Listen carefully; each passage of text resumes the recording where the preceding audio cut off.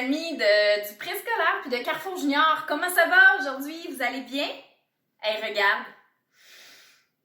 Ça sent bon du pain, hein? Hey, savais-tu que le premier pain a été cuisiné il y a environ 10 000 ans en Égypte?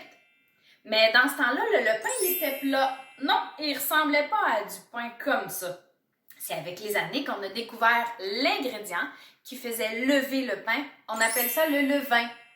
Puis, plus tard, les cuisiniers ont concocté toutes sortes de nouveaux pains. Puis aujourd'hui, il y a environ 147 sortes de pains dans le monde. On dit même qu'il y aurait une spécialité de pain par pays au moins. Toi, t'en connais-tu des sortes de pains différents? Pour faire du pain, là, ça prend au moins de la farine, de l'eau, de la levure et du sel. Mais c'est quand même un petit peu compliqué à cuisiner. Est-ce que ça se pourrait de sentir que ta maman ou ton papa se soit mis à cuisiner du pain? Ou toi, peut-être aussi? Moi, je pense que oui. J'ai vu ça, qu'il y en a certains d'entre vous qui n'en avaient fait. Est-ce que vous vous êtes bien régalés? Justement, aujourd'hui, j'aimerais te raconter l'histoire d'un petit garçon qui avait 5 pains et 2 poissons. Les évangiles nous racontent que Jésus s'était rendu dans un endroit calme. Oui, Jésus avait besoin d'être un petit peu tranquille parce qu'il avait de la peine. Un de ses amis était décédé puis avait besoin de se recueillir puis d'être un peu tranquille.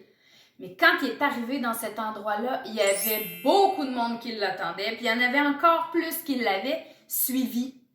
Les gens, ils voulaient voir les miracles que Jésus faisait, puis ils voulaient l'entendre enseigner. Alors, qu'est-ce que Jésus a fait? Est-ce que tu penses qu'il s'est sauvé? Ben non. Jésus, c'est Jésus. Il a pris le temps. Il a pris le temps de guérir les malades. Il a pris le temps de guérir ceux qui étaient boiteux, ceux qui étaient aveugles, les sourds, ceux qui avaient de la fièvre. Il a aussi pris le temps de parler des choses de Dieu. Il a raconté le royaume de Dieu et les gens l'ont écouté longtemps, longtemps. Tu sais, Jésus était vraiment très, très populaire. Les gens, là, ils voulaient être proches de lui. La Bible dit même que cette fois-là, il y avait 5000 hommes. Ça, c'est sans compter les femmes et les enfants. Ça fait vraiment beaucoup de personnes, ça. Puis le soir venu, les gens commençaient à avoir faim un petit peu, c'est normal. Ils avaient été concentrés toute la journée, puis ils étaient fatigués aussi, sûrement.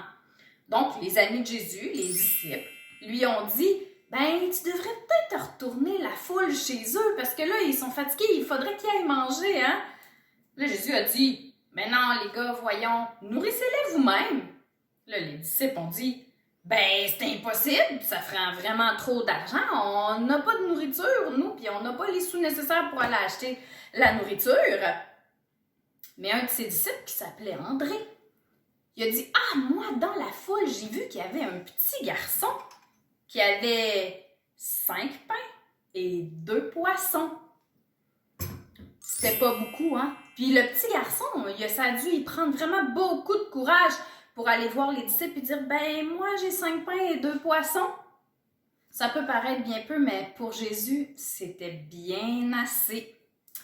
Oh oui! Jésus a donc dit à la foule de s'asseoir sur l'herbe. Fait que là, tout le monde s'est assis. Puis, il a prié. Puis il a remercié Dieu pour la nourriture qu'ils avaient, pour les 5 pains et les 2 poissons. Et là, il y a un véritable miracle qui s'est produit. Il a dit à ses disciples, commencez à distribuer la nourriture. Et là, au fur et à mesure, la nourriture se multipliait. Il a réussi à nourrir toute la foule, puis même à leur faim, là. C'est ce que la Bible dit. Il y a même eu des restants. Pas 3-4 pains, là. 12 paniers pleins. Ça, c'est beaucoup.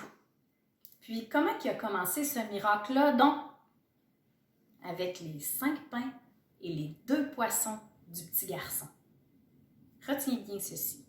Le petit garçon a mis à la disposition de Jésus ce qu'il avait. Et Jésus, dans toute sa compassion, a fait un grand miracle. C'est vrai que tu n'as pas 5 pains et 2 poissons à offrir pour un miracle dans la situation actuelle. C'est vrai qu'on ne sait pas trop comment aider non plus pendant le confinement. On ne sait pas trop quoi faire. Mais qu'est-ce que tu as, toi? Qu'est-ce que Dieu t'a donné, toi? Ben, il t'a donné 2 oreilles, puis une bouche. C'est comme tes 5 pains puis tes 2 poissons. Et je suis convaincue que Dieu peut s'en servir pour opérer des miracles. Oh que oui! Je te propose un super défi. Est-ce que tu savais qu'à notre église, il y a beaucoup de personnes âgées? Est-ce que tu savais aussi que le premier ministre leur a demandé de rester chez elles puis qu'ils ne peuvent pas sortir, même pas à l'épicerie, supposé? Alors, pourquoi tu ne prendrais pas ton courage à 2 mains, puis que tu ne prendrais pas un téléphone, puis que tu ne téléphonerais pas une personne âgée de notre église pour demander comment elle va, comment elle se sent, qu'est-ce qui se passe de ce temps-ci, est-ce qu'ils sont en santé? Est-ce que ça te tente? Moi, je suis convaincue que tes 2 oreilles et ta bouche pourraient opérer des miracles dans le cœur des personnes âgées de notre Église pendant ce temps de confinement. Ils se sentiraient probablement moins seuls parce qu'il y en a qui reçoivent aucun téléphone de personne, puis il y en a qui vivent ça peut-être un petit peu plus difficilement. Alors imagine si toutes les personnes âgées de notre Église recevaient un téléphone d'un enfant de notre Église, des enfants de Carrefour Junior, puis du préscolaire. Moi, je suis convaincue que tu es capable de mettre à la disposition de Dieu tes 2 oreilles et ta bouche pour le servir. Je suis sûre que de cette façon-là, Dieu va t'utiliser pour opérer des miracles dans le cœur des personnes âgées. Ça va vraiment les bénir. Puis du coup, ça va te bénir toi aussi. Ça fait du bien quand on fait du bien autour de nous, quand on répand la bénédiction. Tu vas être heureux, peut-être un petit peu nerveux au début, mais après, tu vas être heureux. Alors, si ça te tente de participer, écris-moi, demande à tes parents de m'écrire, puis moi, je vais te donner le nom d'une personne âgée, puis un numéro de téléphone, puis tu pourras les téléphoner. Puis après ça, moi, j'aimerais bien ça que tu me donnes un petit résumé, que tu me dises comment ça s'est passé, puis que tu m'envoies une photo de comment s'est passée ta discussion avec eux. Si tu veux faire plus de téléphone, c'est encore mieux, tu me le diras. Alors moi, ce que j'aimerais, puis le défi que je te propose, c'est que tous les enfants de Carrefour Junior et du préscolaire mettent leurs 5 pains et leurs 2 poissons à la disposition de Jésus. Tes 2 oreilles et ta bouche pour opérer des miracles de paix, d'amour puis de grâce dans le cœur des personnes âgées de notre Église. Je t'aime beaucoup. Je pense à toi très fort, puis j'ai très hâte de te revoir en chair et en os. Sois béni, prends le temps de prier, de lire ta parole, prends le temps de lire l'histoire de la multiplication des pains dans les évangiles. Je vais te donner les références à tes parents. Donc, passe une belle semaine. Salut!